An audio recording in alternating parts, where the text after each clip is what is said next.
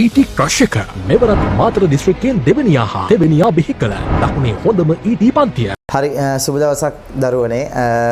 මම ඉලෙක්ට්‍රොනික පරිපථවල නැත්නම් ඉලෙක්ට්‍රොනික ක්ෂේත්‍රයේ එන ප්‍රධාන උපාංග සෙට් එකක් නැත්නම් ඉලෙක්ට්‍රොනික වල ප්‍රධාන උපාංග ටිකක් කොටස් හඳුනා ගන්න නැත්නම් උපාංග හඳුනා ගන්න කෙටි වීඩියෝ එකක් කරන්න හදන්නේ.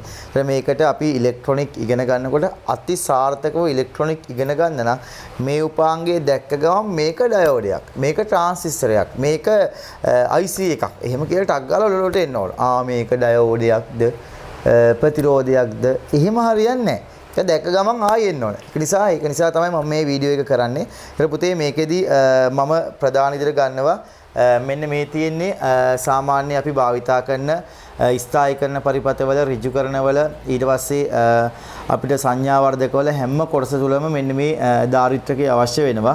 එතකොට මේකෙදි අපිට යොදා ගන්නකොට මේකේ තියෙන වෝල්ටේජ් එකක් ගහලා තියෙනවා. එතකොට මේකෙදි කැපැසිටි එකක් ගහලා තියෙනවා. එතකොට සාමාන්‍යයෙන් ධාරිත්‍රකයේ ප්‍රධාන කාර්යය වෙන්නේ පුතේ తాවකාලික විදුලිය ගබඩා කර ගැනීම තමයි පුතේ ධාරිත්‍රකයේ ප්‍රධාන කාර්ය වෙන්නේ. එතකොට පුතේ ඒකෙදි අග්‍ර දෙකක් තියෙනවා මේ විදිහට.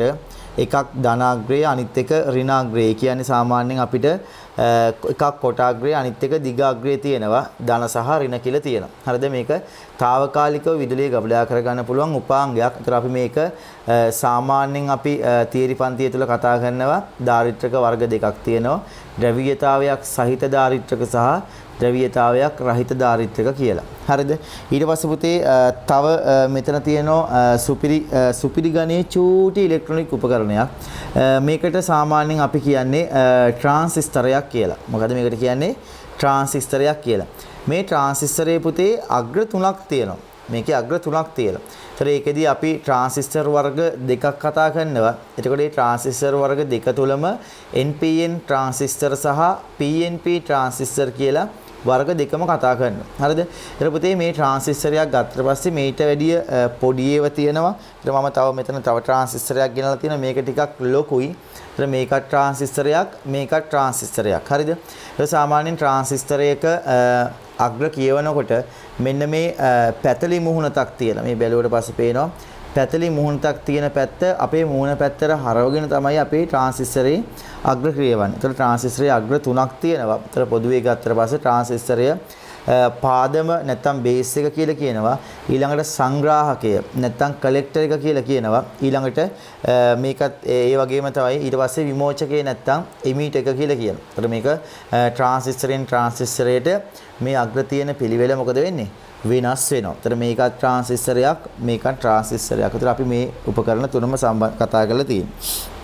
ඊළඟ පුතේ මෙන්න මේ තියෙන්නේ අපි අපේ ඉලෙක්ට්‍රොනික පාර්ට් එක තුල නැත්නම් ඉලෙක්ට්‍රොනික විශේෂ ක්ෂේත්‍රය තුල අපේ ET විෂය තුල අපිට ඍජුකරණය කිරීම නැත්නම් AC කරන්ට් එකක් DC කරන එක අනිවාර්යෙන් වැදගත්ම කොටසක් තමයි.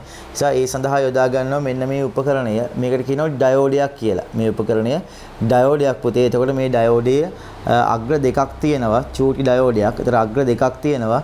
මේ ඩයෝඩයේ අග්‍ර දෙකෙහි තියෙනවා සාමාන්‍යයෙන් අපි කියනවා මේක කැතෝඩය සහ ඇනෝඩය කියලා. ඒතර මේකේ P වර්ගයේ සහ N වර්ගයේ කියලා අර්ධ සන්නායක දෙකක් තියෙනවා. අන්නේ දෙක මාන්ත්‍රණය කරන්නේ නැත්නම් ඒ දෙක එකතු වුණාට පස්සේ තමයි PN කියලා ඩයෝඩ් හැදිලා තියෙන්නේ. හරිද? NPN, PNP එහෙම කියලා ඩයෝඩ් වර්ග තියෙනවා. ඒතකොට ට්‍රාන්සිස්ටර් වර්ග හැදිලා තියෙන්නේ PNP, NPN කියලා ට්‍රාන්සිස්ටර් හැදිලා තියෙන්නේ මේ ඩයෝඩ් එකතු වෙලා. හරිද? එතකොට මේකෙදි මෙතන මාක් එකක් දාපු තැනක් තියෙනවා පොඩි මාක් එකක්. ඒ පැත්ත තමයි පුතේ කැතෝඩියේ පැත්ත. මාක් එකක් නොදාපු පැත්ත තමයි පුතේ ඇනෝඩිය පැත්ත. එතකොට මේ ඩයෝඩය වලින් කාර්ය සිදු කරන කාර්යය තමයි එක් දිශාවකට පමණක් විදුලිය සරලව නැත්නම් විදුලිය කිසිම අවුලක් නැතුව ගමන් කරවන්න පුළුවන් උපකරණයක් තමයි මේ තියෙන ඩයෝඩය කියලා කියන්නේ. හරිද? ඊට පස්සේ පුතේ විශේෂ උපකරණයක් තියෙනවා මෙන්න මේ වගේ පොඩි උපකරණයක්. හරිද? මේකත් මූලික විදුලි උපාංගයක් මේකත්. හරිද? ඒතර මේකෙදි ඔයාලට පේනවා ධාරිත්‍රකයක් මේ තියෙන. මේ තියෙන උපාංගය චූටි උපාංගයක්. මේක විශේෂිත උපාංගයක්. මේකේ කලර් කෝඩ් එක නම් දැනගන්න ඕන පුතේ. මේකේ කොච්චර ඕම් වගයක් තියෙනවද කියලා ගහලා නැහැ. මේකට කියනවා අපි නමක් මොකද්ද? ප්‍රතිරෝධය කියලා. මොකද ප්‍රතිරෝධකය කියලා මේකට කියනවා. මේකෙන් කරන්නේ විදුලි ධාරාවට ඇති කරන බාධාවට තමයි මේ ප්‍රතිරෝධකය අපි භාවිතා කරන්නේ. ධාරාව අඩු කරන්න අපිට මේ වගේ ප්‍රතිරෝධයක් භාවිතා කරන්න පුළුවන්. ඊට පුතේ මේකේ විශේෂත්වය ප්‍රතිරෝධයේහි ධන ඍණ ભેදයක් නැහැ. අර මම අර කලින් ඩයෝඩය ගැන කිව්වා වගේ මේක ධන විදුලි ධන එක මේක ඍණ එක කියලා එහෙම ධන ඍණ ભેදයක් නැහැ. ඒතර මේක විශේෂ උපාංගයක්. මේකේ කලර් කෝඩ් එකක් තියෙන. දැන් මේකේ නම් රතු දුඹුරු රන් කියලා තියෙනවා. ඒතර මේ කලර් කෝඩ් එකට අනුව මේකේ අගේ ඕම්ස් වලින් කියවන්න පුළුවන්. ඒතර කලර් කෝඩ් එක මතක ඇති. ඒතර සාමාන්‍යයෙන් ප්‍රතිරෝධයක කලර් කෝඩ් එක අනිවාර්යෙන් ඉලෙක්ට්‍රොනික ඉගෙන ගන්නකොට අනිවාර්යෙන් මතක තියෙන්න ඕන. සාමාන්‍යයෙන් කලර් කෝඩ් එක වෙන්නේ මොකද්ද කියන්න බෑ.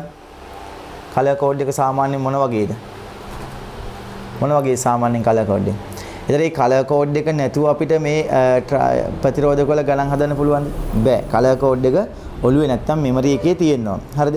ඊට පුතේ මේකෙදි මුලින්ම කළු, දුඹුරු, රතු, තැඹිලි, කහ, කොළ, නිල්, දම්, අලු, සුදු කියලා වර්ණ ටික ගානට පිළිවෙලට ලියාගෙන යන්න ඕන.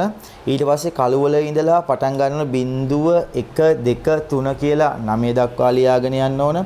ඊළඟ අපිට වැදගත්ම දෙයක් තියෙනවා. ඊට පස්සේ මෙන්න මේ සහනතාවය.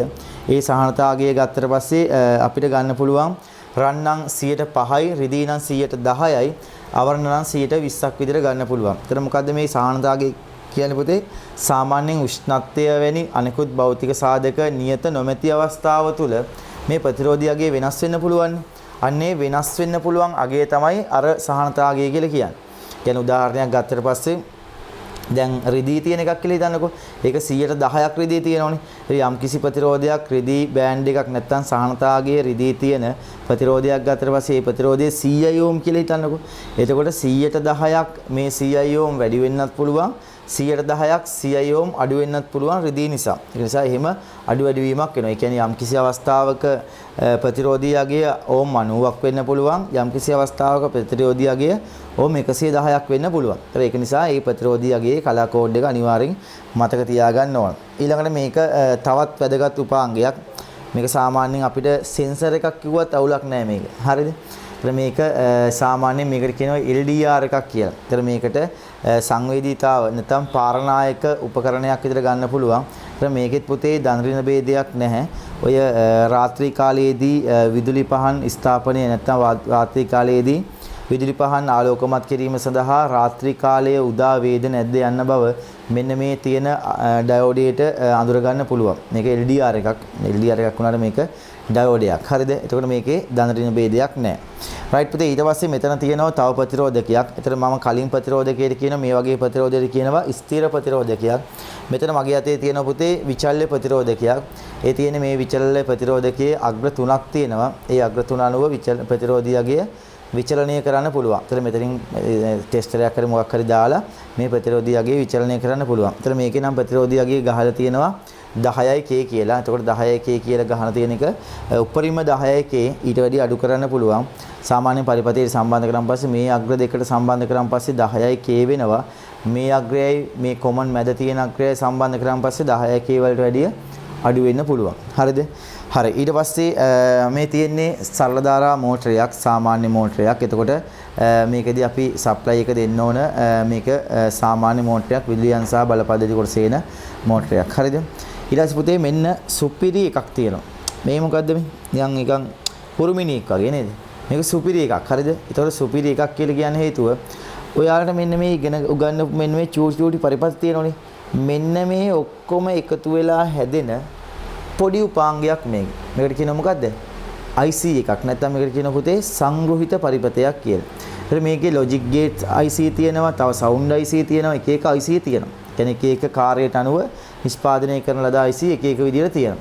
ඒතර පුතේ ඕකෙදී සාමාන්‍යයෙන් මේකේ විශේෂතාවය වෙන්නේ මෙතන IC එකේ තියෙන කෝඩ් එක ගහලා තියෙනවා. ඒ කෝඩ් එකට අනුව තමයි තියෙන්නේ. ඒතර පුතේ මේකෙදී IC එකේ ඩයග්‍රෑම් එක අපි දැනගන්න ඕන සහ අපිට මේ අග්‍රතික අඳුනා ගැනීම අනිවාර්යයි. මොකද IC එකේ ඇතුලේ තමයි පරිපතේ තියෙන්නේ. ඒ ඇතුලේ තියෙන පරිපතේ එළියට අරගෙන තියෙන්නේ මෙන්න මේ අග්‍ර වලින්. ඊළඟට මෙතන තියෙන පොඩි කට්ටයක් වගේ ඒකට අපි නොට් එක කියලා කියනවා සාමාන්‍යයෙන්.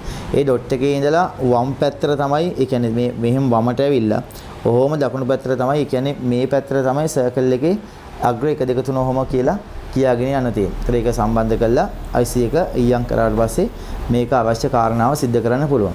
ඊළඟ විශේෂම දේ තමයි IC එකකින් වැඩක් ගන්නව නම් මේකට කරන්ට් එක දෙන්න ඕන අනිවාර්යයෙන්. එහෙම තමයි වැඩක් ගන්න පුළුවන්. හරිද? හරි මේ තමයි පුතේ ඉලෙක්ට්‍රොනික ක්ෂේත්‍රය තුල සාමාන්‍යයෙන් විශේෂිත භාවිතාවන අපිට ගණන් හදන්න තියෙන සරල විදුලි උපකරණ නැත්නම් සරල ඉලෙක්ට්‍රොනික උපාංග සෙට් එකක්. අපි ඊට පස්සේ අපි තීරි පන්තිය තුල මේ වගේ ගණන් හදන ඒවා ඊළඟ උපාංග ඊට පස්සේ මම තීරි පන්තිය තුල උපාංග ගෙනල්ලා ඔයාලට නැවත සම්බන්ධ කරන්නම්. එතකොට මේ ටික අල්ලගන්න පුළුවන්. හරි.